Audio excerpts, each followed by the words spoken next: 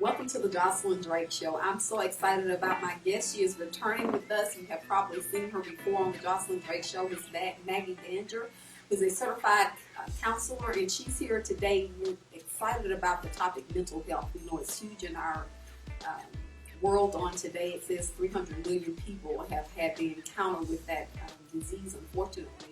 And I forgot it's about 16 million, I think, within the United States. And so Maggie's here to talk to an aspect of depression, one of the areas of mental health.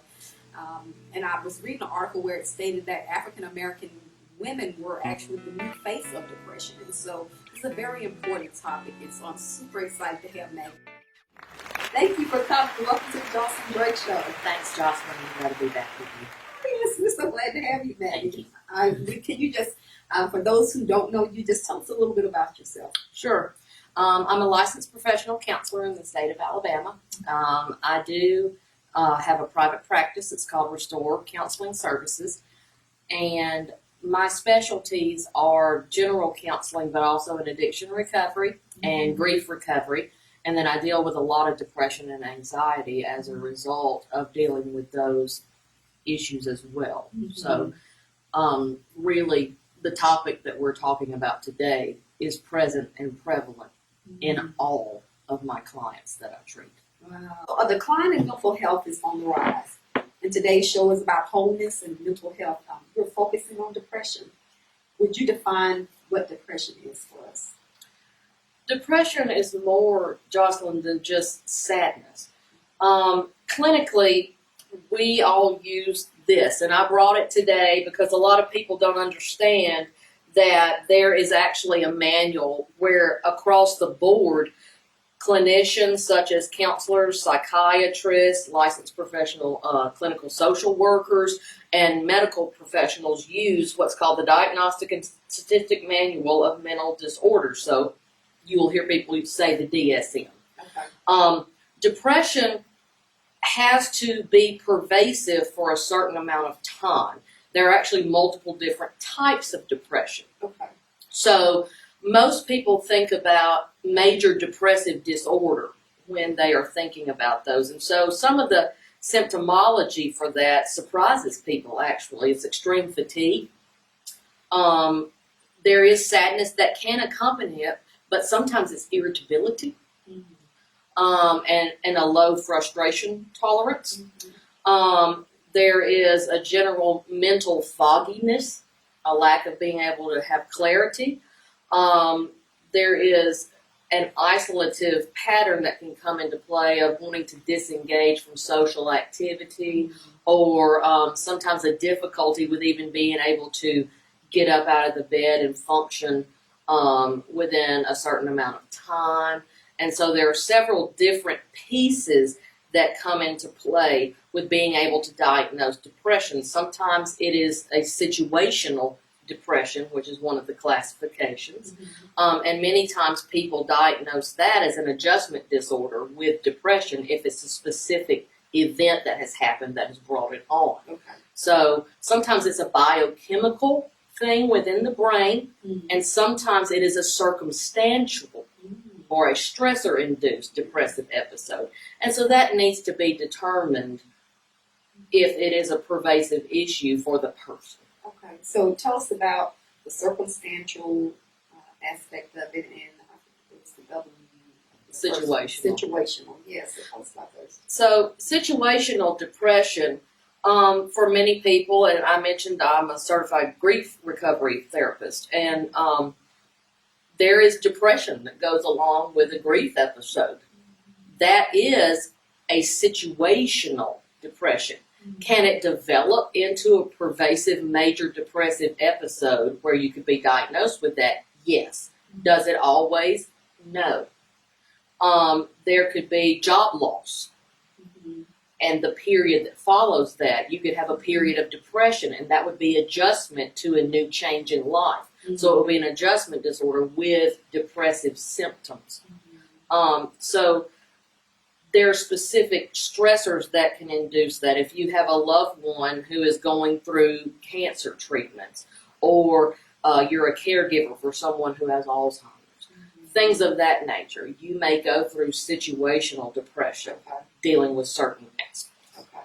Okay, that's funny you said that. I was in a conference this week, and one of the speakers was telling us about how we're not as intuitive as we think, and he mentioned the fact that his wife's mother had passed. And so after that event, she was just different, you know. And he never related the two together. He never understood because her mother was her go-to. She was the person that cheered her on, the person that she trusted herself to. And so when that was gone, you know, she just kind of went here, irritable and that type of thing there. So what you were saying about that being a situation like that's huge. The grief process, and if you're not careful, it can take you to some other places if you don't process that well. Yes, and so it is very helpful, especially with situational stressors, to have a trusted spiritual mentor, to have, if you have addiction issues, to have a sponsor, or to have a therapist or a pastor that you can go to be able to talk about those issues and talk through with them. Sometimes you do need medication to be able to help you through those times. Sometimes you do not. And so it really just depends on how you specifically as an individual are coping with what is going on. I think one of the things that hinder us from being healed and whole is the ability to talk to others about it. You know, it was a scripture that I've never really kind of got until I got a little older where it says, confess your sins one to another. And basically it's just saying, you know, what you're dealing with, just talk to somebody about it. You know, and I think it's finding someone that you can trust to talk to share that deep thing that you may be ashamed of, you know, or you don't know who to trust with you at. And so that's huge, is to be able to find someone in your life that you can share you with and know that you're covered. And it's kind of rare today, which I think that's maybe one of the reasons why a lot of people stay in it. Because today we want to publicize everything on social media. You don't know who you can just trust. I got to be fake. I got to have all these authentic things going on in my life. I got to portray that the world is great because everybody's on Facebook. Look like they're just as happy as all get out, you know. So what's wrong with me? And I don't want to be in that place. So Correct. You know. So we end up and we individualize everything so much. Mm-hmm. Our culture within the United States is pressured a lot of times with individual success. Mm-hmm. And you pull yourself up by your bootstraps and just push through. Mm-hmm. Sometimes you just got to sit with it. Mm-hmm. That's good. And sometimes you need people to come alongside and sit with you. Yes. Not to say you're doing this wrong. Something's wrong with you. Mm-hmm. Like Job's buddies. Mm-hmm. Mm-hmm. Okay? But to sit with, to listen, to hear, and to encourage to move forward. And so, for many of us, since we are such an individualistic type society, we do not take the time to forge the relationships because we're so focused on work and success and getting our kids to this thing and this thing so they can be successful. And we're about putting on these personas that are like, I describe them like a coat. We put on these personas like a coat. And our real self is buried deep within the layers of that coat. And so we have to be willing to at least start to unzip that with somebody so that we can have a true soul to soul, spirit to spirit conversation. I have to take the risk and a step in courage. And that's the most difficult part, to let you see the real, vulnerable, raw man. And it's so scary. It is, but oh my gosh, I've been in some counseling sessions with people, and just for them to be able to say it without any judgment, without anyone saying that you shouldn't have, just to get it out of me. That's one of the main problems. I just got to get this out of me. Yes. You know, with a person who can, when I finish, still love me.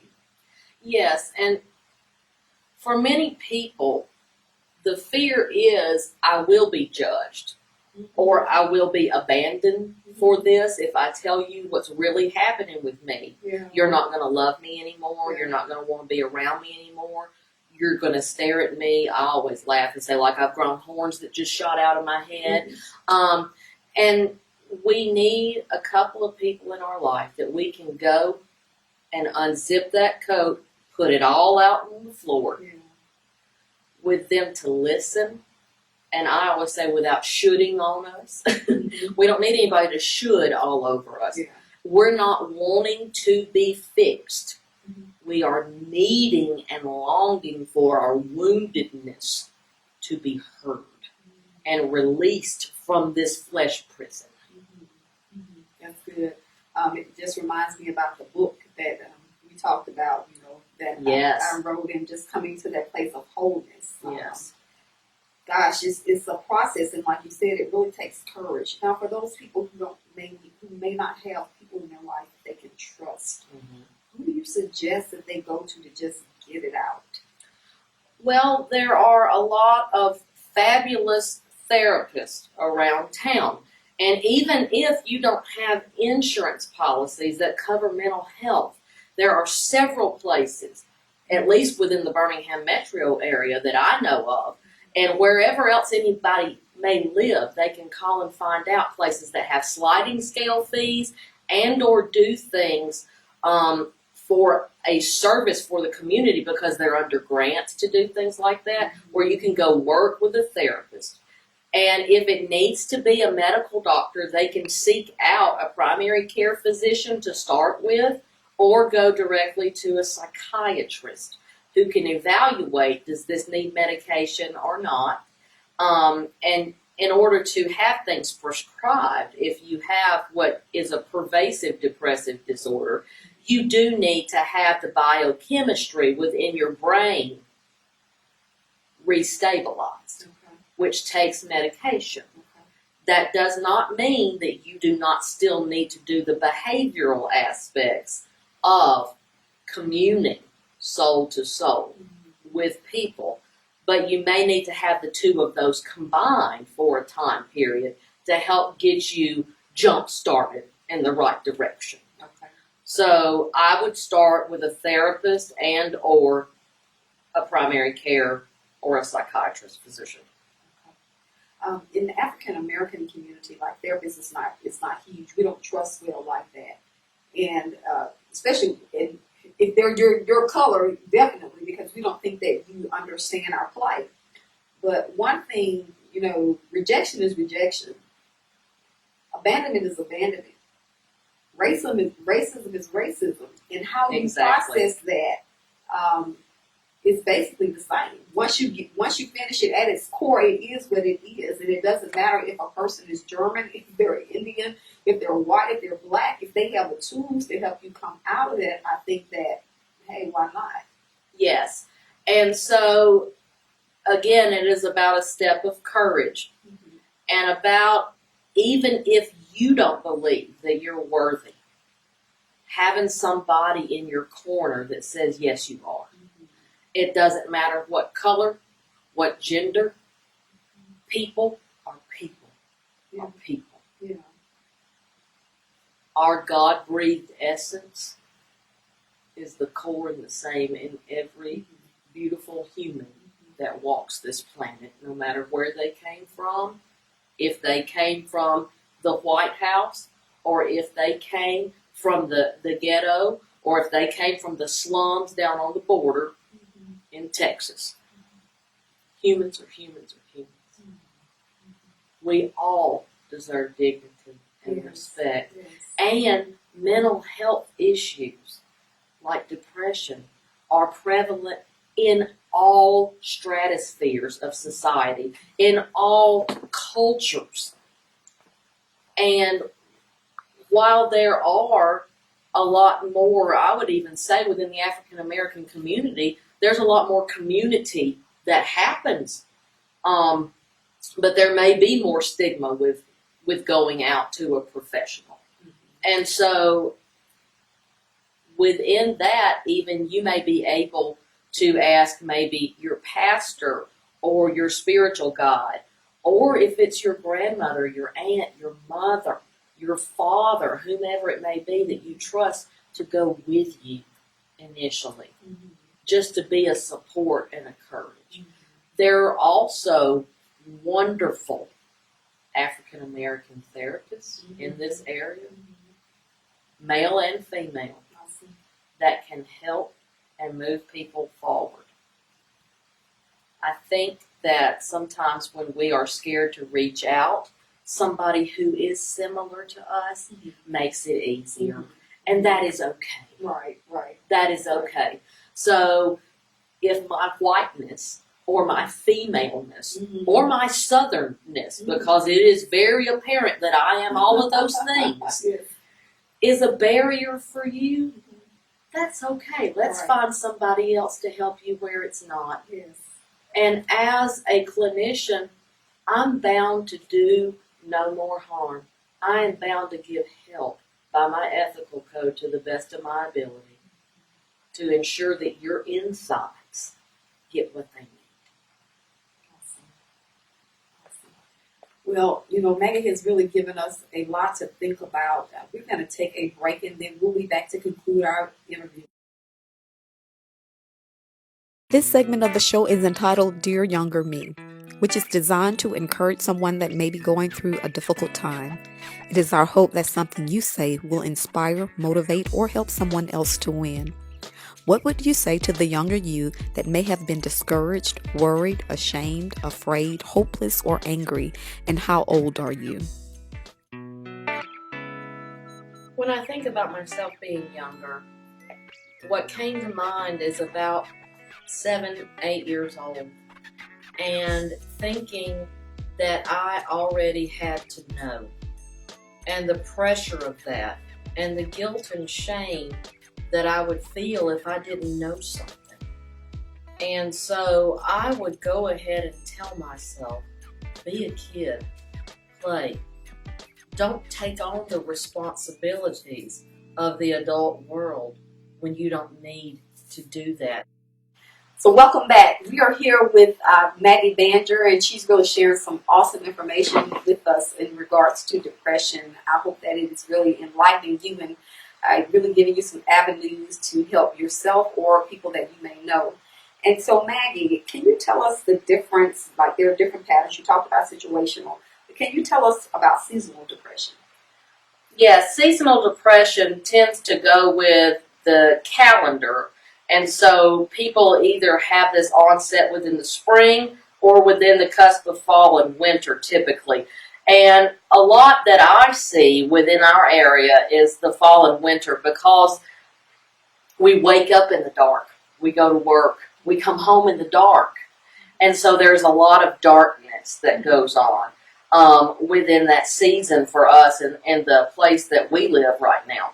And so things that can be done with that are actually something called light therapy, and you can look that up online. There are specific types of light and different frequencies of rays that can be used for that. But I always suggest to people to keep light on for a while within their homes, to make sure that they are interacting with people and not just coming home and burrowing down.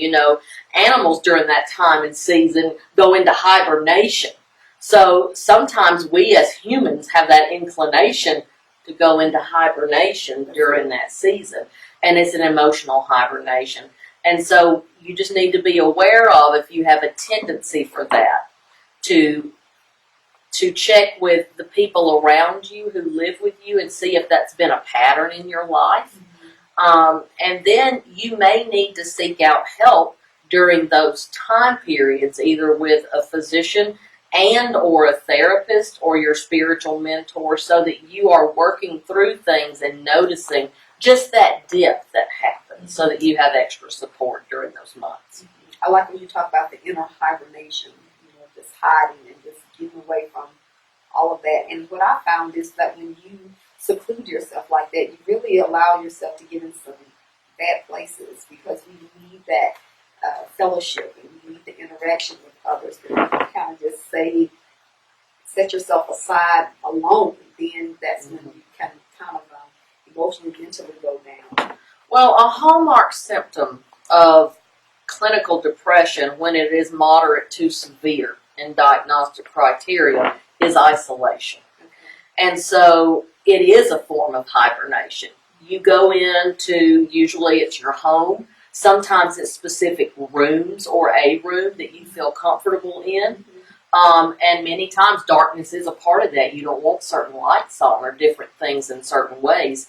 And so the issue with isolation, like you were mentioning, there's no community. When there's no community, the only voice that you are listening to is your own. And there are no other thought patterns, no other words coming in to dispute the story and the thoughts that are going on in your mind. That's what perpetuates the biochemical issue that is already present within the brain. But our thought life and our beliefs about that grow and exacerbate that depression. I'm never going to be able to get out of here. Nobody thinks I'm worth anything. I struggled so much to get up and go to work. I barely have enough energy to do anything. I'm not a good mother. I'm a deadbeat dad. This kind of language, and there's nobody to dispute that. So the brain always thinks it's right. No matter what, our brain thinks it's right. And so we need outside perspective to gain wholeness because this brain has a skewed view. That's good, man. That's really, really good. Wow. I just told my husband a couple of days ago I was always right. Well, that's a different situation. And he probably said, "Yes, honey, you are." No, he's a little rebellious. He said, "That's what you think." And you said, "And that's what you think." Yeah, so I do have someone in my life to refute my thoughts, And that is extremely important. Yes. Because we do, within and of ourselves, always go back to, well, that's not what I think. And that my right in here is the right. And when we are in a depressive state, we do more harm to ourselves than good. So you may need to force yourself out as much as you can, even if it's just out of a room, into a room with somebody else that lives within your home or within an apartment complex. If you are dealing with someone who is depressed, ask if you can come in to them. And you may need to come in and sit with them for a moment before you're able to help lead them out. That's good. I know of someone, she's old now. I just think about her life and the things that she's had to deal with. And nobody probably ever thought in a million years to think about this. But I actually think that through the years, just criticism and just, things like that. And although you have your tribe and your village, the inward things that go on, that when you get older, all you want to do is get in the bed, in your room, no lights on. And I just think that's kind of like a depressive state to a degree. Would you agree with me? Or what do you think? I think that it is highly prevalent within people as they age. Okay. If they do not keep contact with their community, if they do not engage in activities outside of the home and forge and continue relationships that are important to them, their loneliness and their isolation can take them into deep pits. It even messes with their physical bodies, Yes, our depressive symptoms, and without, using clinical language, one of the definitions of depression is anger turned inward. And so for many of us, we're angry with what we haven't done in our lives. We're angry with what we are not. We are using self-berating language. We're beating ourselves up in our head. And again, there's nobody there to refute it, and we think we're right. So I'm continually perpetuating this. And so my insides manifest outside of me. So if my insides feel dark and murky, I want to be in a place that's dark, secluded, and murky. So I'm going to create. Wow. So you said depression is anger turned Inward. Ooh. Yeah, you know, I've talked to many people in some counseling sessions, and one thing once we get through with all of that and what they did and what she said and da da da, I say, you know, the real thing is that you're angry with yourself. Like if you could just get to that place and say the whole issue is I'm mad at me for real. And I need to learn how to forgive me. Because if I don't walk through the steps of forgiveness is not a feeling state, it's a choice. Mm-hmm. And it's something for many of us that we have to choose initially multiple times a day. Mm-hmm. I will see myself through the eyes of God. Mm-hmm. I am not the person that I was yesterday. I am a new creation today. I have surrendered this day. Mm-hmm. And I am taking on a new identity today that is the true me that God created. And beginning to state those things to ourselves rather than, well, your history is going to repeat itself. You're always going to be like that. Nobody's ever going to believe you. You've always screwed up. Why are you going to be successful? Mm-hmm. And we need to begin to refute that. Yes. Because we have taken on mentally the beliefs, which I call lies, as our own language in our head, even though they may have come from somebody else, a parent, a pastor, an authority figure of some sort, yes. An abusive spouse or, yes. Ex-partner. We have morphed that into our own language in our head and adopted it as a belief, and we think that it is the truth. Mm-hmm. That's good. We need to be reminded of the truth, capital T truth. I am a child of God. Mm-hmm. I am uniquely and wonderfully made. And begin grasping onto those affirmations. And again, like we had talked about before within the book that you wrote, mm-hmm. changing the state of the soul. Mm-hmm. Yes. And doing that excavation work.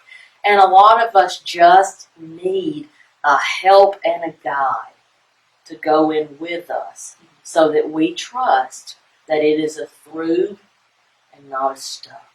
Yeah, that's good. As you were speaking, I thought about how our mirror is is the best tool that we have, and a lot of us don't look here. We look at all the stuff around, and we never look inside because we're just so, as you said, anger turned inward about ourselves and the things that we told ourselves through the years or that we believed that other people said about us, and we took that on as our own thoughts and patterns about ourselves. Another thing, though, I think that helps us to come into depression is anxiousness. A lot of us are very anxious about, tomorrow. We only have today. And I think the scriptures talk about don't worry about your life because you're not even promised tomorrow. What you have is today. And I think that we kind of took that concept on and just thought about like today, what can I do and live my best today? We have plans for tomorrow, but just in case this is all I have, let me do my best today. With the anxious thoughts, to me, the best technique and tool that we have is already in place within our autonomic nervous system. Breathing. Good. That's good. So, if you can begin to be aware when your mind is swirling and create literally a stop sign and say, I will take a deep breath.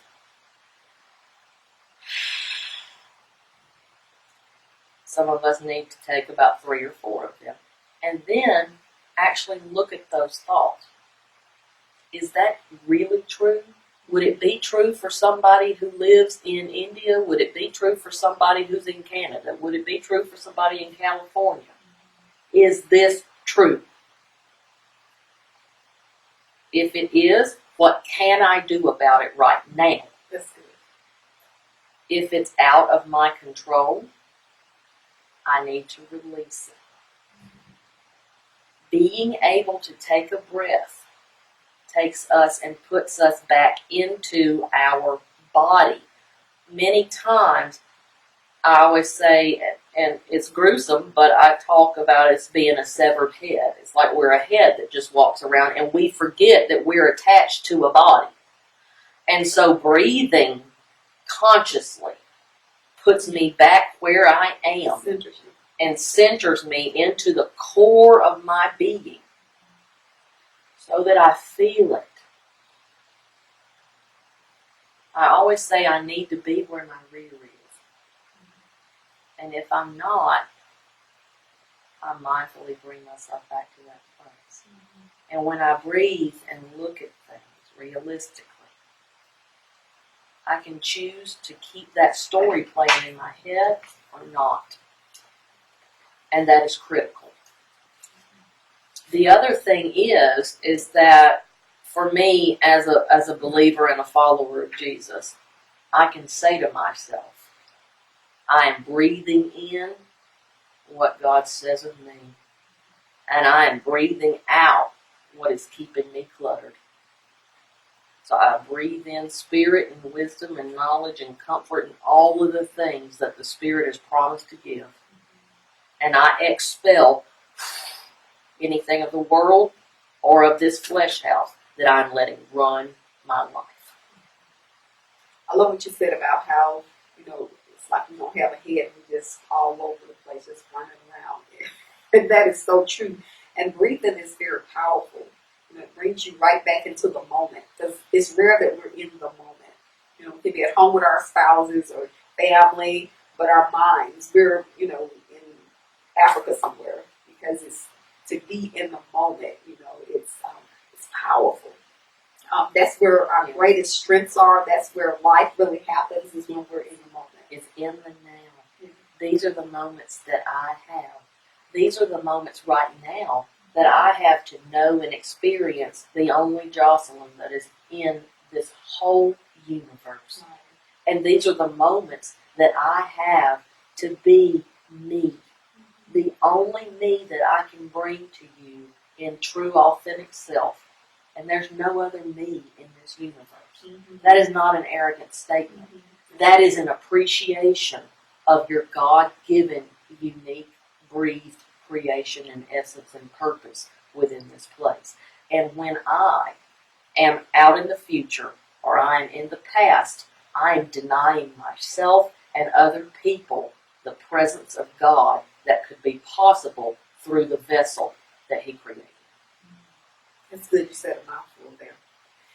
Every time May comes to the show, we can actually do like 3 different episodes because she has so much to say. All of my guests really do. I am honored to be able to bring these people before you, and I hope that something they said, encourages you, helps you, help family members, just brings you to another place. Maybe if someone wanted to reach out to you and talk to you a little bit more, can you please share with them your information?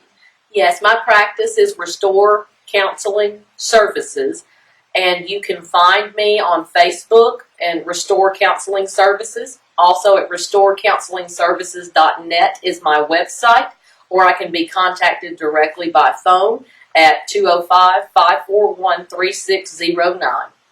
And that's how you get a hold of me. Awesome. Thank you, Maggie, for coming, and we will definitely have you back real soon. Thank you. Thanks for watching. The Josilyn Drake Show never stops. The conversation continues on Facebook and Instagram. Follow us, like us, and be a part of the conversation. Until next time, enjoy life. See you next week on The Josilyn Drake Show. Get Josilyn's new single from her upcoming sophomore album, In This Place, on iTunes and all digital outlets.